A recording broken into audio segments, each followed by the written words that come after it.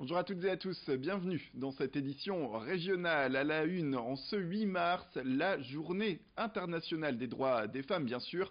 Depuis sa création en 1977 par l'ONU et ces dernières années par la mise en œuvre de politiques et de lois d'égalité, eh bien la place des femmes dans la société a bien progressé, mais l'évolution reste toutefois encore assez lente.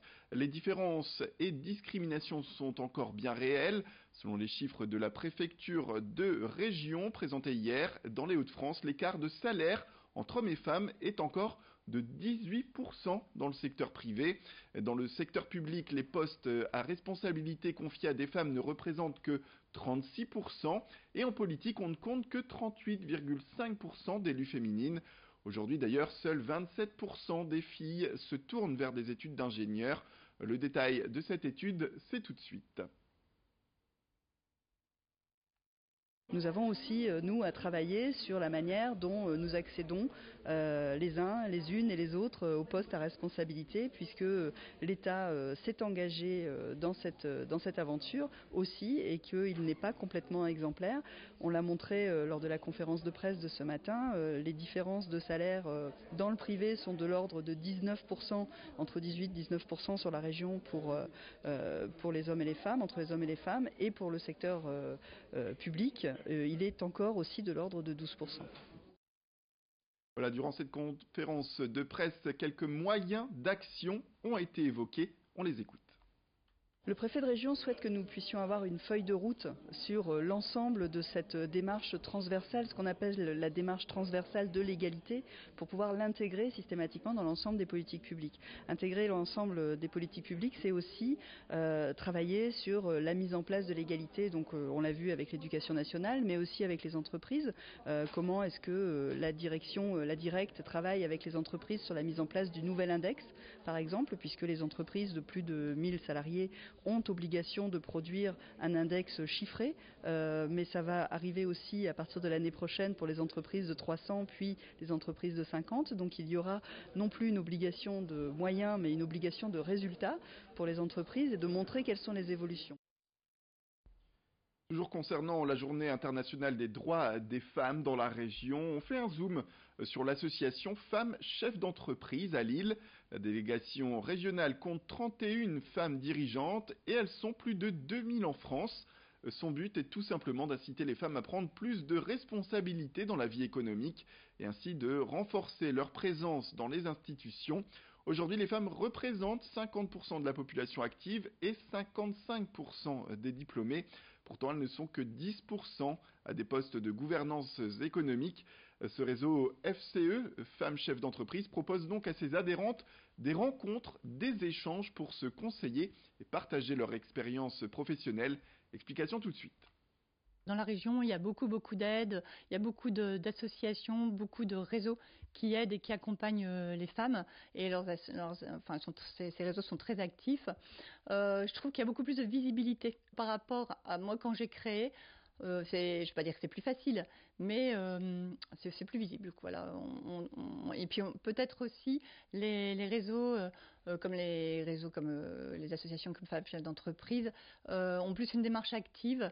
On intervient beaucoup dans les écoles, on intervient beaucoup dans différents clubs pour les juniors entreprises, les choses comme ça. Et donc en fait, ça aide.